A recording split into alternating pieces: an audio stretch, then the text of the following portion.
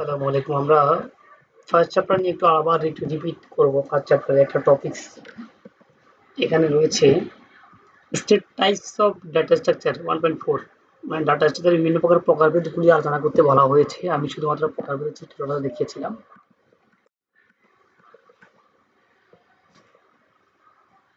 Data স্ট্রাকচারের প্রকারভেদগুলি উল্লেখ করো। মূলত এখানে সংজ্ঞা আসতে পারে অতিসংক্ষিপ্ত প্রশ্নে বা সংক্ষিপ্ত প্রশ্নে। তো আমরা সেটা একটু দেখাই। স্ট্যান্ডার্ড ডাটা টাইপগুলোর নাম। স্ট্যান্ডার্ড ডাটা টাইপগুলির নাম বলতে মূলত আমাদের এটা ভুল হয়েছে, আমাদের এই অংশটা হবে। এটা আগেও বলেছিলাম প্রিমিটিভ ডাটা টাইপ। অর্থাৎ স্ট্যান্ডার্ড টাইপগুলি মূলত দুই প্রকার। একটা হচ্ছে প্রিমিটিভ, নন প্রিমিটিভ। প্রিমিটিভ হচ্ছে কোনগুলি integer, float, character, string, boolean. আর নন প্রিমিটিভ হচ্ছে array, stack, queue, link list বা tree, heap, graph, hash table বা ট্রাই যা আছে। অথবা আমরা অল্প অল্প করে দিলেও চলবে। এবার ডাটা স্ট্রাকচারের প্রকারভেদগুলি। ডাটা স্ট্রাকচার মূলত দুই প্রকার মেইনলি দুই প্রকার। লিনিয়ার ডাটা স্ট্রাকচার, নন linear data structure. Linear data structure বলতে কি বোঝায়? যে ডাটা স্ট্রাকচার আইটেম সমূহ পর্যায়ক্রমিকভাবে থাকে, সরলতম ভাবে থাকে, পর্যায়ক্রমিকভাবে থাকে, তাকে বলা হয় লিনিয়ার ডাটা স্ট্রাকচার।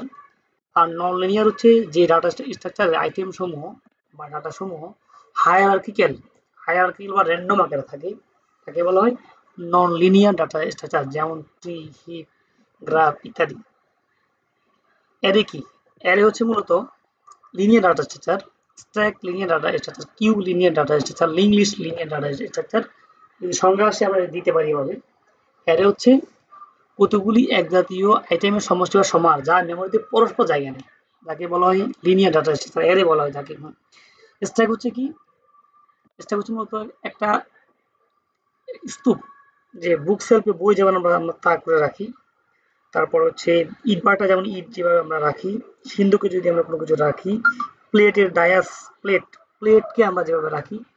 অর্থাৎ স্ট্যাক কাজ করে হচ্ছে লিফো পদ্ধতিতে। লিফো মানে লাস্ট ইন ফার্স্ট আউট, অর্থাৎ যেটি সবার পরে রাখা হবে সেটি সবার আগে নেওয়া হবে, যাকে বলে লিফো পদ্ধতি কাজ করে। ফিফো ফিফো মানে কিউ হচ্ছে ফিফো পদ্ধতি কাজ করে। কিউ এক ধরনের লিনিয়ার ডাটা স্ট্রাকচার যেটা কাজ করে ফিফো পদ্ধতি। ফিফো মানে ফার্স্ট ইন ফার্স্ট আউট। যেমন কাস্টমার কেয়ার যদি ফোন দেয় অনলাইনে, সেক্ষেত্রে আমার অবস্থান আগে যে আসবে সে আগে পাবে। বাস স্ট্যান্ড বা ট্রেন স্ট্যান্ড বা বাসের টিকিট বা ট্রেনের টিকিট যদি কাটতে চাই, সেক্ষেত্রে হচ্ছে যে কিউ, সারিবদ্ধভাবে লাইন। লিঙ্ক লিস্ট হচ্ছে এক ধরনের লিনিয়ার ডাটা স্ট্রাকচার যেখানে একটা নোডের মধ্যে দুইটা পার্ট থাকে, ইনফো পার্ট যেখানে ডাটা থাকে, আর লিঙ্ক পার্ট পরবর্তী নোডের অ্যাড্রেস থাকে। এটা লিঙ্ক লিস্ট, একটা বিশেষ linear data structure. Tree tree হচ্ছে এক ধরনের নন লিনিয়ার ডাটা স্ট্রাকচার যেখানে হচ্ছে রুট থাকবে, চাইল্ড থাকবে। অর্থাৎ ট্রি মানে গাছ যেমন শিকড় থাকে, শিকড়ের শাখা প্রশাখা থাকে, সেম এখানে তাই। ট্রি মানে হচ্ছে শিকড়, রুট থাকবে, রুটের পরে চাইল্ড থাকবে, লেফট চাইল্ড, রাইট চাইল্ড। হিপটাও একটা নন লিনিয়ার ডাটা স্ট্রাকচার যেখানে ট্রি আকৃতি হিপ। প্রায়োরিটি আকৃতি গ্রাফ হচ্ছে এক ধরনের ডাটা স্ট্রাকচার, নন লিনিয়ার ডাটা স্ট্রাকচার যেখানে কতগুলি নোড এর মাধ্যমে পরস্পর কানেক্টেড থাকবে, যাকে গ্রাফ বলা হয়। হয়তো উচ্চসংখ্যিত প্রশ্নের সুবিধাগুলি আসতে পারে, সেই সুবিধা আলোচনা করলাম। ডাটা স্ট্রাকচারের প্রয়োজনীয়তা আমরা শর্টকাট করে বলতে পারি। মূলত ইফেক্টিভ কোডিং করার জন্য ডাটা স্ট্রাকচারের প্রয়োজনীয়তা হচ্ছে ইফেক্টিভ কোডগুলিকে আরো বেশি কার্যকরী করার জন্য, আরো বেশি ইফেক্টিভ এফিসিয়েন্সি করার জন্য মূলত ডাটা স্ট্রাকচারের প্রয়োজন। এবং ডাটা সমূহের প্রসেসটাকে আরো বেশি ইফেক্টিভ বা এফিসিয়েন্সি আকারে করার জন্য মূলত ডাটা স্ট্রাকচারের প্রয়োজনীয়তা রয়েছে। তো এই পর্যন্তই।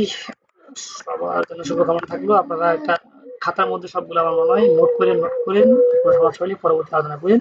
ধন্যবাদ সকলকে।